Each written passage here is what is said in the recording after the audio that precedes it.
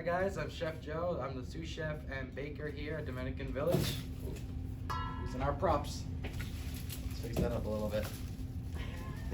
Okay. Don't worry, I have a little technical difficulty.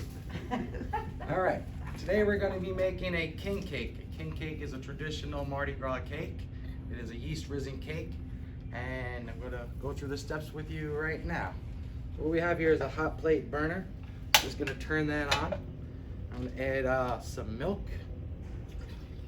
I'm going to add 4 ounces of sugar, 1 packet of yeast, and a teaspoon of salt.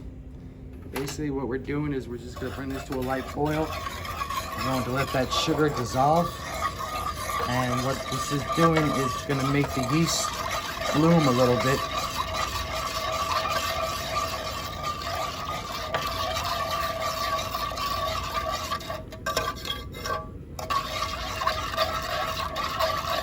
Vigorously stirring so I could try to break up some of those yeast granules and the sugar granules. I'll try to let it all come together.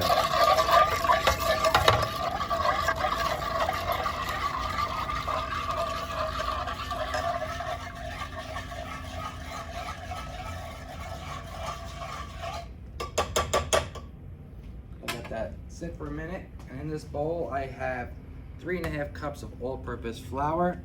To the side I have 2 eggs and about 6 ounces of butter. What I'm going to do is I'm going to crack my eggs one at a time into this cup. Check each one to make sure that it's not rotten or have any blood streaks or anything in the impurities that we don't care for. Yep, we're good. So we got our eggs ready, we have our butter ready, and as you can see inside the pot, our milk sugar combination is starting to bubble up a little bit. Now we have thermometers on us at all times. I could usually check to see if the temperature comes up to 110 degrees, but I could tell from experience that this light bubbling means that we're ready. So what we're going to do is swirl this around just a little bit, try to cool it just a little, and we're going to add it to our flour mixture. I'm going to start first with our spoon because it is warm. And once I get that flour and the liquid mixture to a nice sand-like texture, I am then going to add my butter and my eggs in little increments.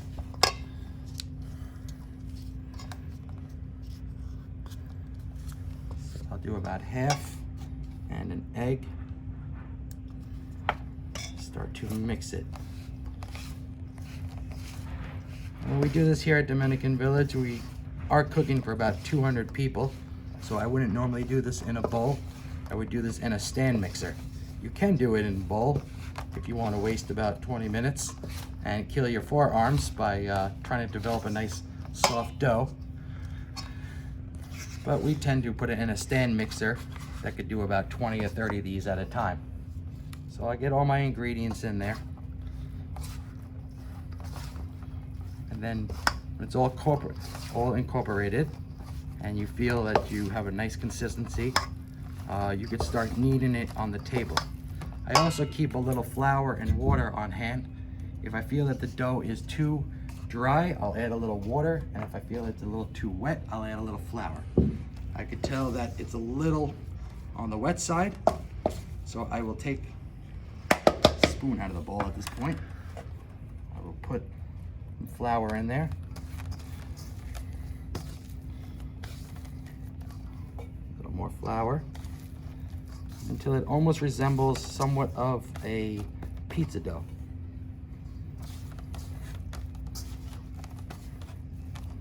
So at this point, this is about the consistency you would want.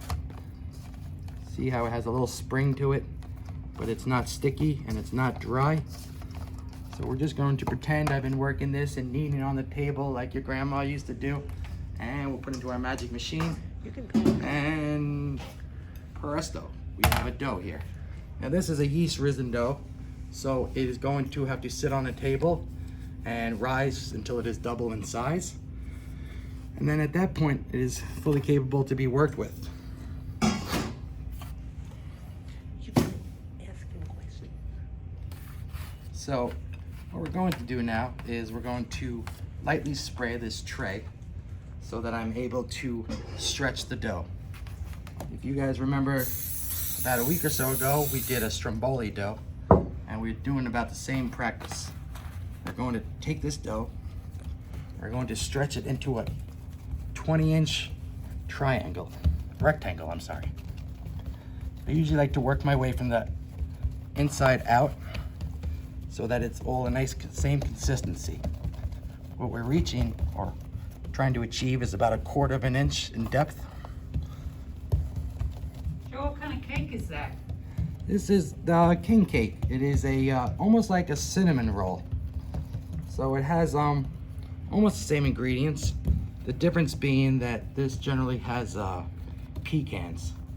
My pecan order did not come in. So today we're going to be using crushed walnuts and almonds. We're not going to object. Sounds No. good. Is there a significance to the shape of the dough?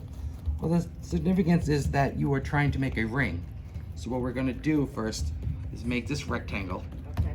and then we're going to roll it like a stromboli.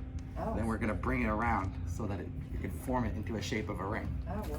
You know why it's a ring, Joe? I do not, actually. Well, No. shall we enlighten you? Sure, I would All love to. right. So, this is called a king cake. Mhm. What do kings wear on their head? Crown. A crown. So the idea of having this circle is that it resembles a crown, a king's crown. And that's where it comes from. That's why it's the shape of a ring. So I it did not know that resembles. much. Yeah, oh, we got all kinds of good information. I know that generally when it's made, they slip a little plastic baby That's inside right. the cake, and the cake person who finds the baby is supposed to then host the next party, I believe. Yes. That's right, Yes. that's right. All right, so here you can see we have our rectangular shape that we were shooting for. In this bowl we have brown sugar and cinnamon. Some people like to take the butter and spread it across, and then they can put their dry ingredients. Some people like to mix them together. I like to mix them together because I just like to flake it, and I feel like I could spread it out a little bit better. So I'm going to take this mixture.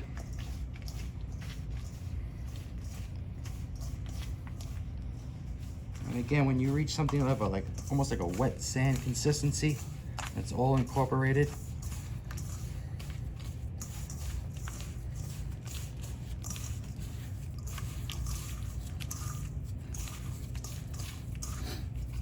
Something like that. Now we also have these walnuts, which I did not chop up, and the reason being is because I can mix them in here along with the almonds, and I can crush everything up with my hands and then spread it all evenly. And the texture of the brown sugar and the cinnamon and the butter helps for the nuts to get nice crushed even. Kind of gets in between the pieces and all, and helps break them on up. So when you're happy with your mixture, you know, take it and spread it out. And what I'm gonna do is spread this out up to about this level, because the reason being I want to be able to roll it and close it on the seam.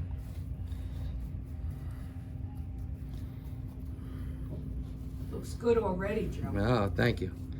And just like I would make my strombolis or pizzas or anything that has like a spread, I always work the corners, almost like you're doing a jigsaw puzzle. And then I fill in all the blank spots with the big mound that's in the middle.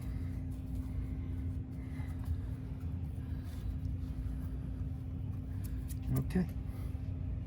Happy with that. Take my glove, wipe up a little bit. Now, just like the stromboli again, we're gonna start on one side. We're going to pinch it and roll it, pinch it and roll it. And we're just going to be rolling this whole thing right down the middle. And the reason why we're pinching and tucking is because we don't want to have any air pockets in our dough.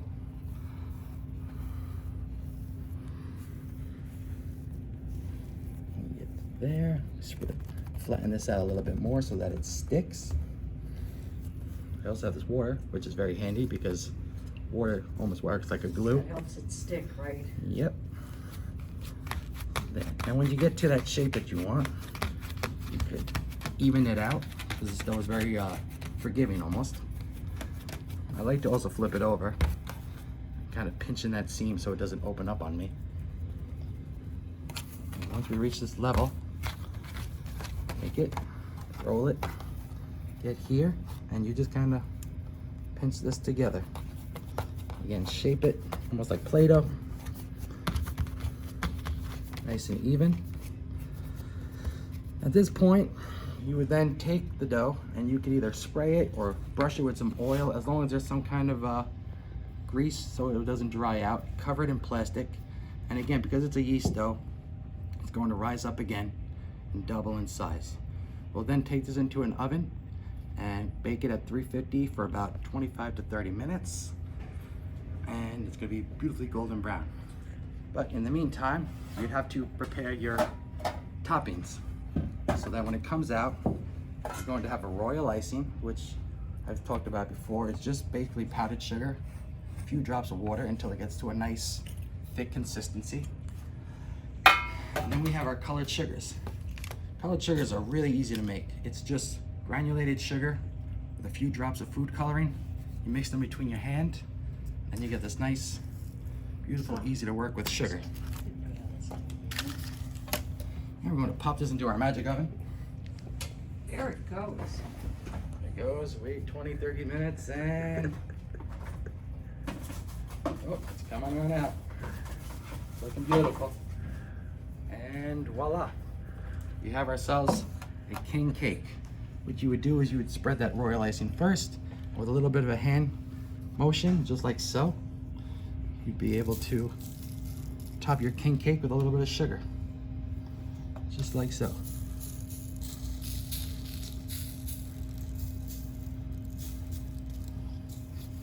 And there you have it. We have a Mardi Gras king cake. Pick it up. All right, you want some history? Sure. All right, let's do some history, Joe. Okay. So first of all, Carnival, or Mardi Gras, is a season that lasts from the Epiphany. Now the Epiphany is Three Kings Day. Okay. That's when the King's Cake is first introduced. It starts on King's Day. And so King's Day is when the three kings came and they went to visit the baby Jesus. Okay. Now do you know why there's a little baby that's baked inside the king cake? It's all coming together now. That's where it goes from. Now apparently in the earliest days, a bean or something would be baked inside the cake. Okay. It's only in our more modern times when they can make little ceramic babies or little, as they do now, plastic babies. But there was always a hidden treasure that was put into the king cake. And what you said before is true. The person who finds it, first of all, may be crowned king for a day. Which is nice. Yeah, it's not bad. But when this is really done around the time just preceding Lent and they're celebrating everything, the person who finds it not only becomes king for a day, but must host the next Mardi Gras party. And I remember being with a group of sisters one time, and that's what happened. The sister that found the king cake had to host the next Mardi Gras party. But it really does all revolve around a Christian calendar. Mardi Gras, Carnival, starts at King's Day, the Epiphany. And it goes all the way from then, which is the end of the Christmas season, to the day before Lent. So in a way, Carnival, Mardi Gras, is the season between Christmas time and Lent. So something new every day. Yeah, and it's You're right, not there was like just a cake. yeah, and it's not like it's a church season, but it's been celebrated in Europe and many places in the world. If we went to different European countries, your king cake would be slightly different. Sometimes it really would be made with almonds, Okay. you know, and it would depend on the country and the country's customs. But all of it comes from that same concept. Yeah, I've seen different versions. I've seen it where they don't even put nuts in it. I guess it all depends on your preference. Right. But I think in essence it is just a yeast risen cake, a little cinnamon sugar filling. And I think that's basically the gist of it. I mean, I tend to always look up recipes on YouTube and just to see what other variations are out there. And I see for the most part they like to decorate it with colored sugar because it is a festive cake. Well, where do the colors come from? Maybe Sister Denise knows where the colors come from. The colors, the purple, the green, and the gold, now, I just read this. I believe the purple is for justice, the green is for loyalty, I think, and the gold is for power. I don't know the history where that comes from, but originally it was back in a parade, the Rex Parade, back in 1879 or something like that. And Rex then instituted those colors to represent those values, those ways to live by, those codes to live by, that the purple, gold, and green I'm glad I represent. stuck to it, because I Yeah. wasn't sure if I had purple, and then I found some downstairs, and Well, yeah. And Yeah. it really is the colors that are celebrated, the Mardi Gras in New Orleans. That's really where those colors are celebrated. Like I said, I YouTube a lot of recipes, and I saw that majority of them were these colors, and I was like, okay, Yeah, guess I'm gonna have to find these colors one way or another. that's right. I And, found them, I and dropped it has become the tradition, at least here in the States, that those are the colors that we all use or celebrate at Mardi At Gras. Mardi Gras. You'll notice that we even came with colored beads so that we Right. could be a part of that celebration today. We're all on key with the right colors here. That's right. Beads and That's tape. right. So Right. Carnival and Mardi Gras have a long, long history. And the king cake is served from the Feast of the Epiphany all the way up to Lent in many different places. So we're gonna be able to celebrate on Shrove Tuesday, the day before Lent, by, you're making all those 20 different cakes you spoke about before. So all of our residents will be able to have Have a piece on of, Shrove Tuesday. yeah. There you go, guys. The Mardi Gras King Cake. I hope you enjoyed it, and I'll be serving it to you next week. Thank you. Thank you, Joe. Thank you, Joe. Looks wonderful.